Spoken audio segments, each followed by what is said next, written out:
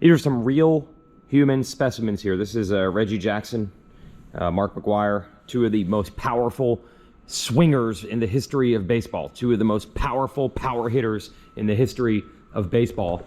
McGuire was huge for his day, but then he got even huger when he went from like even better, probably PEDs in the 90s. This stadium is very old. This is Oakland Coliseum. Welcome to the Weege Show. It's quiet now, the racing is over. There is Rickey Henderson, the greatest base stealer in the history of baseball. Charlie Finley, who was the old owner of the team. Raleigh Fingers, Jim Catfish Hunter, Dennis Eckersley, great pitchers. Why am I bringing this up? The Oakland A's, if you go through this stadium, the surrounding area is not very good. A lot of other parts of the stadium is not very good. But they have this heritage of some of the greatest baseball players ever. Now, if you're not a baseball fan, you might say, really, the Oakland A's? Yes, the reason the Oakland A's are not like notorious as one of the greatest franchises ever is because they can never get enough fans, they can never have enough money, so whenever any of these players do well, they eventually leave to other teams that pay them a lot, namely the Yankees. But the greats have come through this building, and they're just massive human beings. Reggie Jackson and Mark McGuire, Jose Canseco, they're just massive human beings. They're just like man-child types. Why do I bring this up? I cannot believe the intensity, the action, how everything is on the line in Monster Energy Supercross right now, and it was on full display tonight. It's what the stadium looks like when it's really good and full.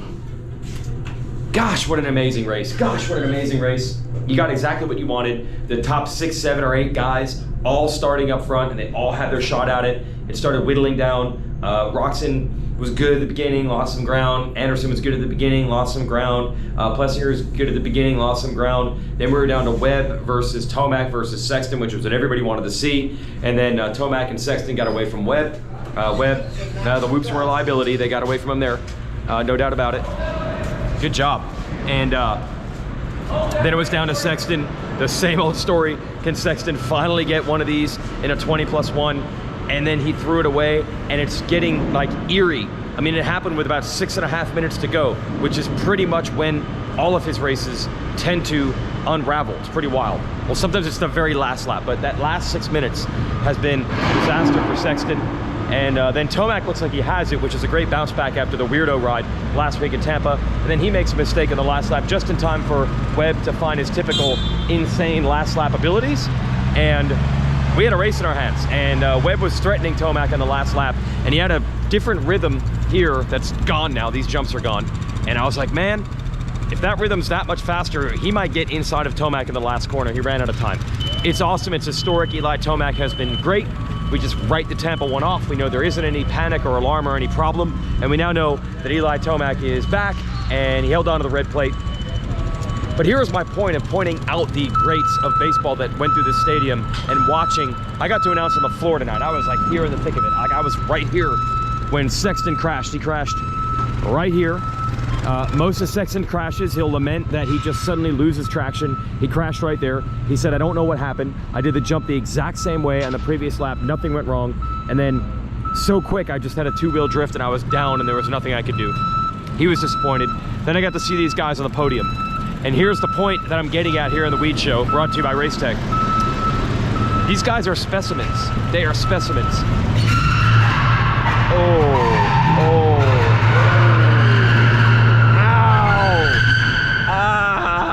They just scraped the back of that trailer. Oh. I announced all night long and I screamed and yelled and I had a headset and it was so loud. And I'm down in the starting line where it's so loud. Nothing was like that disgusting sound of that metal scraping. It was like nails on a chalkboard. These are specimens on the podium. You look at how fit these guys look and how gnarly, and you see the people around them and they are the best in the game. There's the Honda team, the KTM team, the Yamaha team. There are so many capable people that know what they are doing, and these riders know what they are doing, and they're so fit and they're so tough and they're so fast and they want it so bad, and then they started together today. So it was leaving it all out there. There wasn't any, tonight wasn't my night, or I didn't get the start. No, this was a battle of wills. I mean, the points were close coming in, and you know that all three, Sexton, Webb, and Tomac, thought, I got to try to take control of this thing. I'm sure Plessinger and Anderson thought maybe I can still get into this. Maybe Roxon did. And they started up front. This is the battle of wills. I love this part of the season when the belief is still there for so many people, and they've got their bikes figured out, and they've got their fitness figured out, and they're feeling good, and you're seeing them at their best. They're just specimens, dude. Is the best of the best out there. Mr. Yo, yeah, do the same. In French. It's just seeing that elite, seeing every piece, the motorcycle, the team, the fitness, all that. I keep repeating it, but just seeing it, and they want it so bad, and they know how important it is. I mean, they go up on the podium, you're like, these are some of the fittest, gnarliest dudes in the world, maybe the fittest, gnarliest dudes in the world. And it gives me that same vibe, those same feels when I was working for Supercross back in the day. And when I broke in, announcing these races, it was 2005. And I mean, that's an epic season, right? You've got Stu, Reed, Carmichael. That was the beginning of their era of just banging off each other every week. And those guys were specimens. And when you saw them on the podium and at the press conference, those three, and those are three of the all-time best, you just felt like these dudes are leaving no stone unturned. They are the elite of the elite, the best of the best. We're seeing it. And to see a game Webb, a game Tomac, and a game Sexton duel like that, yes, there are storylines. You know, Webb, the liability was the whoops. He lost time there in the middle. He lost too much time. He, as always, picks the track apart brilliantly late, but it was too much ground lost early. That's the storyline. Tomac was very good, very consistent, but he did have a mistake late in the race. Tomac's, if we take Tomac, Tampa out, Tomac's pretty much flawless. And then Sexton, we know his deal. He's just super fast, but he has the mistakes or the problems late in the race. We could talk about those storylines, but I want to go bigger picture than that. I just want to try to convey the experience of seeing these guys when they come off the track and how emotional they are. I mean, Sexton looks absolutely crushed as usual. In the press conference, he said, you know, I put it on myself. I'm not blaming the bike. I have to get better, but I have to stay positive, because once you start going negative with this, it's really hard to dig yourself out. Just lost traction. He doesn't know why. And then Tomac was elated at the end of that one. He was tired of talking about Tampa. Credit to Eli, he took it on the chin. He did like 10 interviews about it yesterday. But he put Tampa behind him with a win, and it was a close one too, right? So there's even more emotion. He was just beaming. He was so happy there at the end. And Webb was kind of like Webb usually does. He'll go off to the side where not many people can see him, and he's emotional at the end of these races. I mean, these guys are leaving it all out there. They're just specimens. They're just fit, gnarly human beings. I just can't say enough about it. The experience of these guys putting it all out there. I want to thank Race Tech for backing our show. You know, the gold valves are make your suspension plusher, better bottoming resistance, and they're made and engineered in the USA. So go to racetech.com and get gold valves. It's like a revalve kit for your suspension in a box, and make your suspension work better. It's the most important part. Hey, Big B. So, as tradition, when you see those gnarly fit athletes in the 450 class, whether it's Webb, Sexton, Tomac now, or it's Reed, Carmichael, and Stu then, or Ryan Villapoto, Ryan Dungey in between. I'm close, by the way, to going on a rant. We've had Tomac's climbing the win ranks, right? He's now tied with Carmichael. He's close to Stewart. Tomac has been consistently saying, I'm not talking about anything until I actually get there. He wouldn't talk about getting to Carmichael, and now he will, because he's tied him. But he will not talk about winning 3 more and getting to Stewart until he gets there. That's just, I'm about to go on a rant, by the way, because what's getting lost in history is how good Villapoto was in between. I feel like we're getting a lot of Carmichael and Stewart. Where does Tomac compare to them? I put Villapoto's highly underrated, man. 4 straight titles. He's in the conversation, all right? Anyway, the tradition was so gnarly and serious for these 450 guys, whatever one of those big names you want to talk about.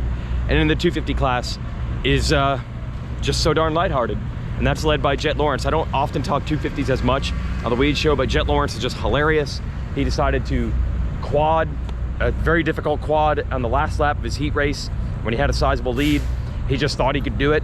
And then he said the dirt was really soft, and he's like, oh, I'm gonna be feeling this one. He's like, it hurt everything. It hurt my wrist, it hurt my ankles, it hurt my body. I mean, the dude was just hilarious. He threw up before the main event. He's not sure why. He said this week he's just been eating a lot of food. He was basically eating like a big old fat boy, and maybe his body just said it's time to start eating less. Anyway, he's so lighthearted.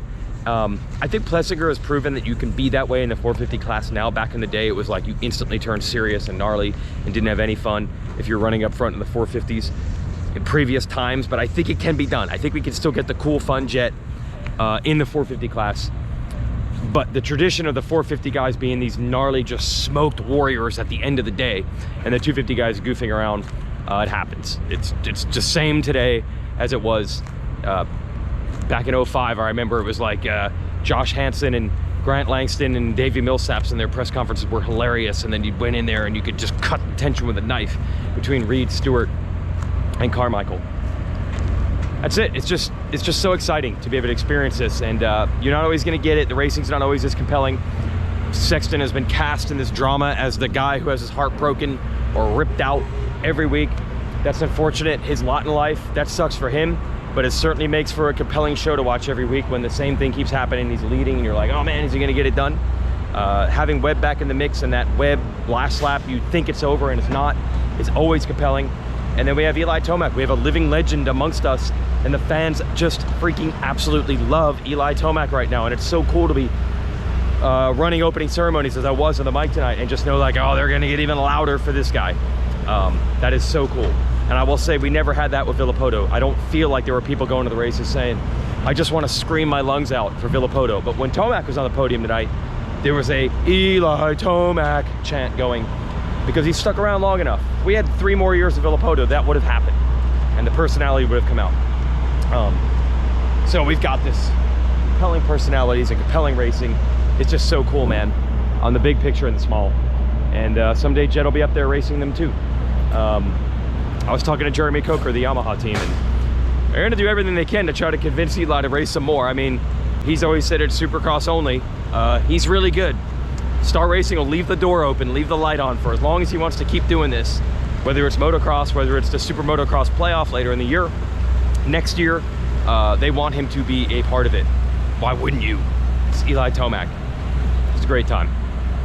Anyway, I got to announce on the floor. I'd never done that. I do it at Daytona, but not at a regular Supercross. Yeah, I love it. Redbud. Yeah, it's fired up. Where's Phil? Yeah, dude. Phil? Phil's not good. Not good. Phil's not good.